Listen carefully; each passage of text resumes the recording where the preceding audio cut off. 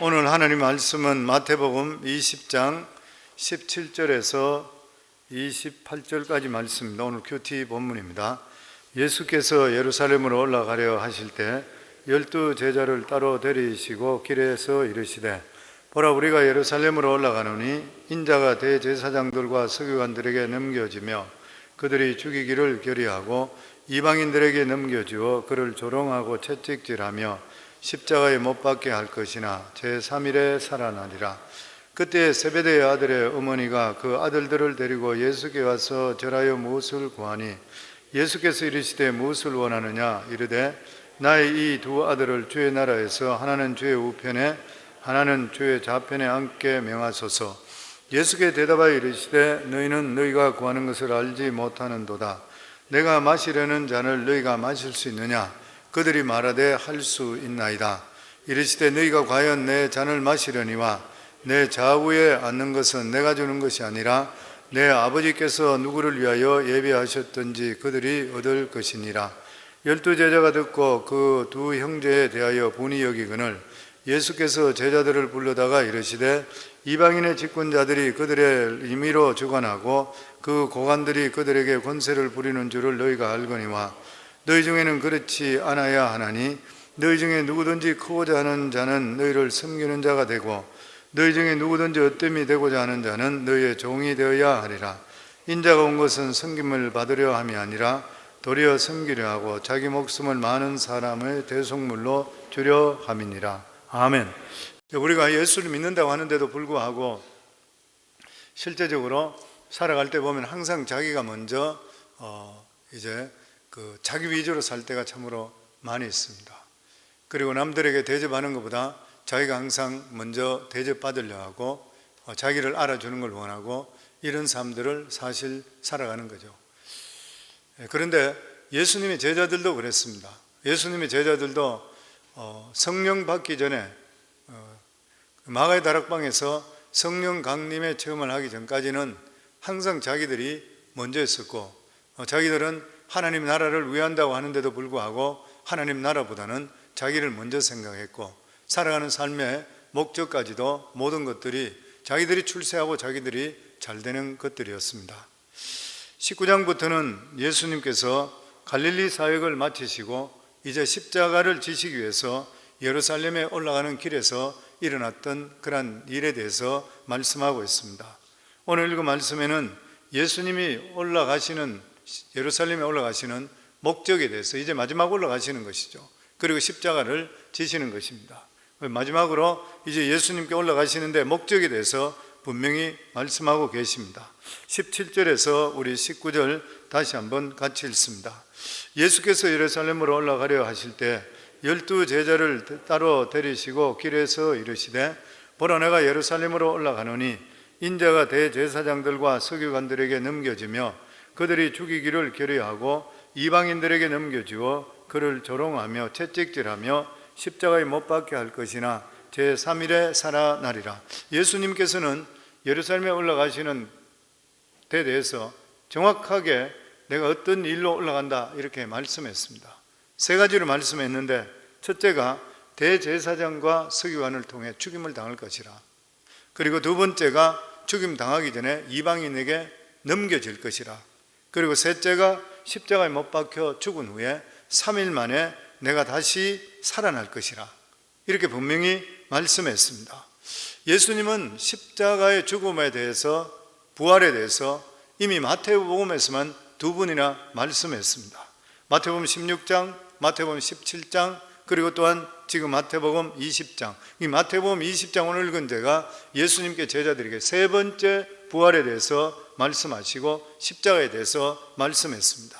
그럼에도 불구하고 제자들은 전혀 이 말씀에 대해서 감이 없었습니다. 우리들도 하나님께서 우리들에게 말씀하실 때가 있습니다. 그러나 우리가 영적으로 민감하지 않으면 하나님 말씀을 그냥 스쳐가는 것이요, 대수롭지 않게 생각해 버리는 경우들이 많이 있습니다. 그리고 이런 것들이 우리에게 계속적으로 중첩되게 될 때는 그 이후부터는 하나님께서 우리들에게 말씀하시지 않게 되는 것이죠.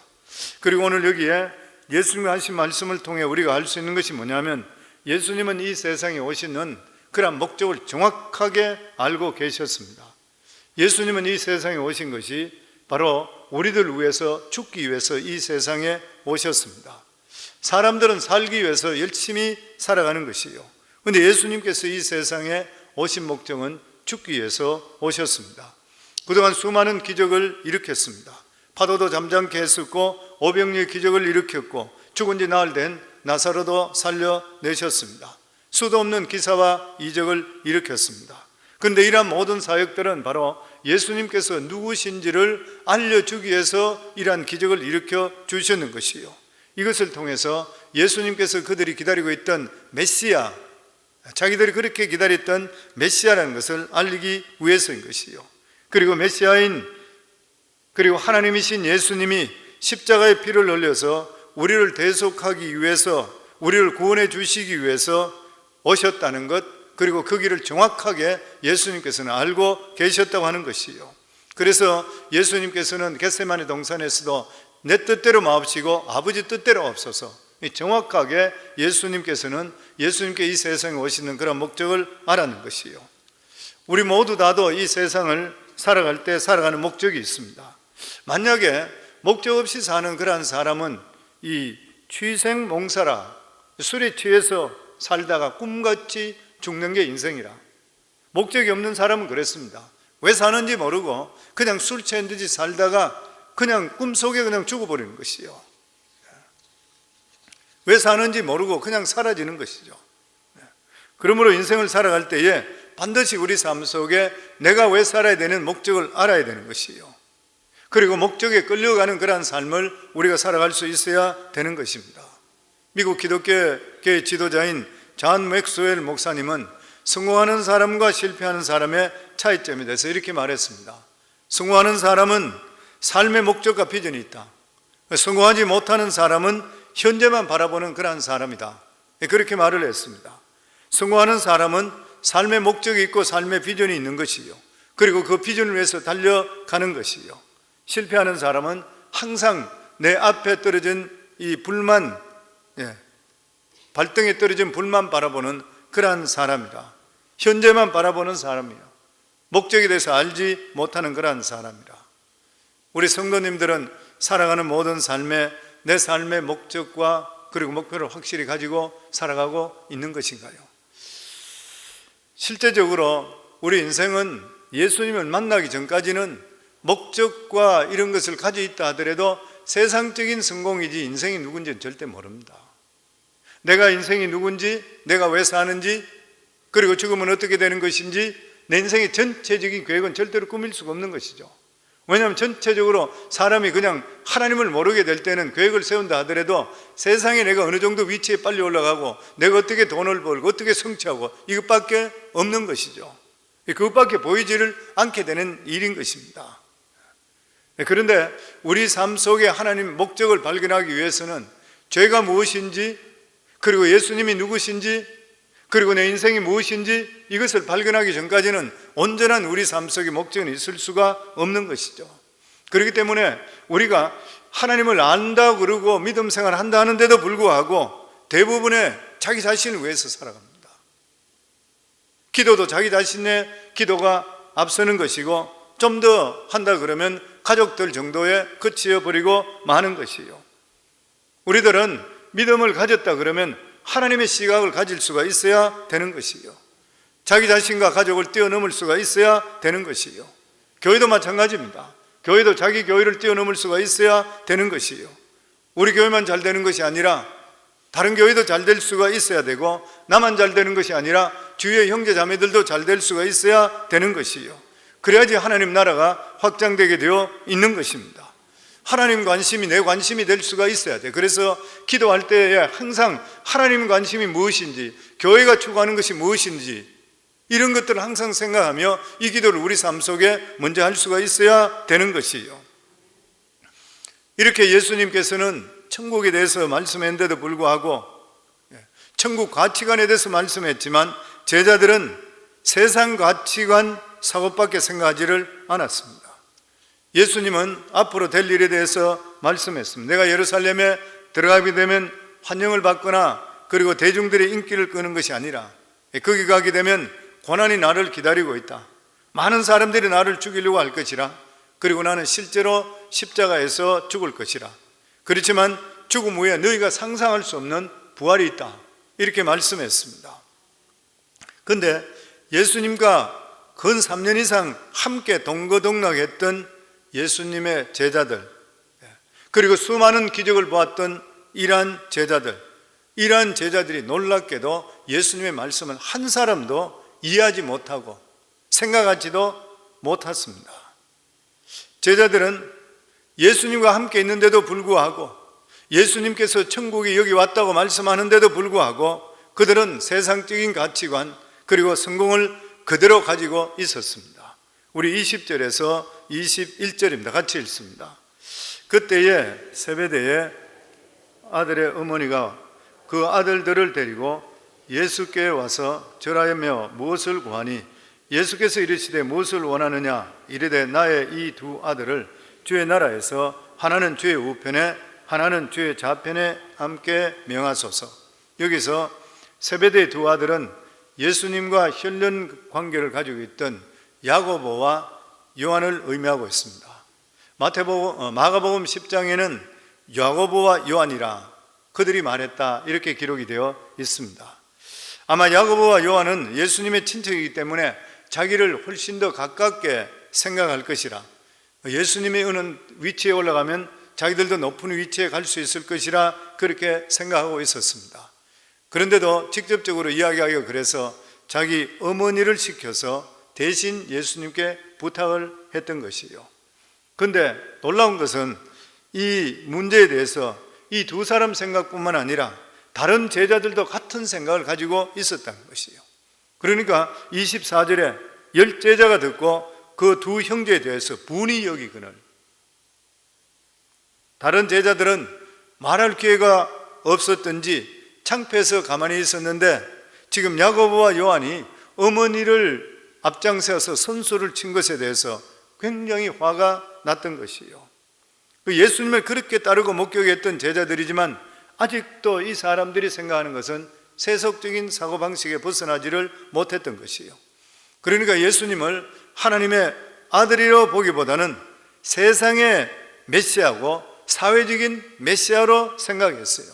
그러니까 혁명을 일으키게 될 때에 모든 것을 전복시키고 자기들이 왕국을 세울 때에 자기들에게 좋은 자리를 생각했던 것이에요. 이것이 그 당시에 12제자들의 영적 상태였습니다. 여기서 그 당시 제자들, 그 당시 사람들이 생각하고 있던 하나님 나라가 어떤 것인지를 짐작할 수 있는 것이에요. 그게 뭐냐면은 하나님 나라는 예수님의 능력으로 곧바로 바로 이루어진다 생각했던 거예요. 그럴 수밖에 없었던 것이 예수님께서는 엄청스러운 능력과 권세를 베풀었습니다. 오병이의 기적, 바람과 파도를 잠재우게 중풍병자, 장님, 안전병이 일으켜 세웠습니다. 그래서 사람들은 예수님의 말씀과 능력으로 고통 없이 당장 하나님 나라가 임할 것이라 이렇게 생각했습니다. 그러나 아무리 예수님께서 하나님의 말씀의 능력이 있고 그리고 권세가 있다 한다 하더라도 죄가 해결되지 않고는 결코 하나님 나라가 존재할 수가 없는 것입니다. 그래서 하나님 나라가 임하기 위해서는 무엇보다도 죄가 먼저 해결될 수가 있어야 되는 것이에요. 죄가 해결되지 않게 되면 하나님 주시는 복을 결코 받을 수가 없는 것이죠. 그래서 교회에서도 마찬가지입니다. 교회에서도 하나님 관계 속에 내 자신이 누군지, 내가 죄인이고 그리고 예수 그리스도를 통해서 제 가운데 내가 확실하게 구원에 대한 은혜를 받지 못하고는 하나님이 주시는 은혜를 받을 수가 없게 되는 것이죠. 그렇지 않게 되면 그냥 종교인으로 전락해 버릴 수밖에 없는 것입니다. 그리고 또한 이 말씀을, 예수님 말씀을 통해 우리가 알 수 있는 것이 뭐냐면은 예수님의 오른편이나 왼편에 앉으려 그러면은 예수님을 잘 알고 인간적으로 가깝다고 해서 되는 것이 아니라는 것이에요. 하나님 나라를 위해서 얼마나 희생했느냐는 것이에요. 사실 야고보와 요한은 예수님과 아주 가까운 그런 사람이었습니다. 학자들이 이야기할 때에 야고보와 요한의 어머니가 바로 예수님의 이모 살로메였을 것이라 그렇게 말하고 있습니다. 그러나 하나님의 나라 상급은 예수님께 가깝다고 받는 것이 아니라 하나님 나라를 위해서 가장 많이 낮아진 자, 가장 많이 헌신한 자, 가장 많이 희생한 자가 받게 되어 있는 것이요. 그래서 가장 큰 복을 받는 것은 예수님 때문에 할 수 있는 대로 많은 것을 손해보는 사람입니다. 많은 것을 잃어버리는 사람, 많은 것을 빼앗기는 사람, 많은 고통을 당했는 사람, 이런 사람들이 선교자들이잖아요. 가장 많이 있는 사람들이. 그런데 지금 세상에는 교회 안에 들어와서 교회 안에서 세상 것을 많이 가지고 있으면 인정하고 알아주는 것이에요. 오늘날 교회가 그렇다는 것이에요. 이것은 하나님 나라와 정반대인 것이에요. 어떤 분들은 그런 이야기합니다. 이 세상의 교회 안에서 유명한 사람들은 천국에서 어쩌면 못 볼지도 모른다 그래요. 예수님께서도 나더러 주여 주여 하는 자마다 천국에 다 들어가는 것이 아니요 다만 하늘에 계신 내 아버지 뜻대로 행하는 자야 들어가리라. 하나님께서는 주여 주여 하는 자마다 주님을 위해서 얼마나 많이 버렸느냐, 얼마나 많이 희생했느냐, 얼마나 많이 헌신했느냐로 평가하신다, 그렇게 말씀합니다. 그러면서 예수님은 세베대의 이 부인과 그 두 아들에게 물어보십니다. 22절에서 23절 말씀입니다. 같이 읽습니다. 예수께서 대답하여 이르시되 너희는 너희가 구하는 것을 알지 못하는도다. 내가 마시려는 잔을 너희가 마실 수 있느냐? 그들이 말하되 할 수 있나이다. 이르시되 너희가 과연 내 잔을 마시려니와 내 좌우편에 앉는 것은 내가 주는 것이 아니라 내 아버지께서 누구를 위하여 예배하시는지 그들이 얻을 것이니라. 예수님은 그들에게 내 잔을 너희가 마실 수 있느냐? 예수님의 잔이 무엇입니까? 십자가의 처형이잖아요. 그런데 두 제자는 겁없이 마실 수 있습니다. 예수님의 고난을, 예수님이 마시는 그 잔이 뭔지 모르지만 자기들은 무조건 마실 수 있습니다. 그런데 예수님께서 이 두 제자에게 너희들은 마실 수 없다 이렇게 말씀 안 했습니다. 왜냐하면 나중에 성령이 임하며 예수님께서 십자가를 지시고 그리고 우리를 위해서 오신 구세주라는 깨닫게 되고 그리고 하나님께 주시는 그 진리를 깨닫게 될 때에 이들은 자기 자신의 잔을 마셨습니다. 그래서 예루살렘에서 가장 먼저 순교한 자가 야고보 사도입니다. 야고보 사도. 그리고 함께 동참하게 되었던 것이에요. 그런데 이렇게 나중에 훌륭한 제자였었지만 성령이 임하기 전에는 깨닫는 것이 어린아이와 같은 것들. 교회에서도 마찬가지인 것이죠. 신앙생활을 오래 하고 이게 중요한 것이 아니라 내 살아가는 삶에 얼마나 주님께서 원하시고 하나님 나라를 이루시기 원하는데 내 자신이 헌신했다, 내 자신이 희생하고 내 자신이 손해봤냐는 것이요. 이것에 따라서 그 신앙의 성숙도가 결정되게 되어 있는 것이죠, 보면. 그래서 다른 제자들은 두 사람이 이야기할 때 굉장히 분하게 여겼습니다. 그때는 수준이 모두 다가 같았던 것이에요. 그런데 예수님께서는 이렇게 영적으로 유치한 제자들에게 너희들이 어떻게 이룰 수 있느냐 이렇게 야단치지를 않았습니다. 그 대신에 설명을 해 주셨습니다.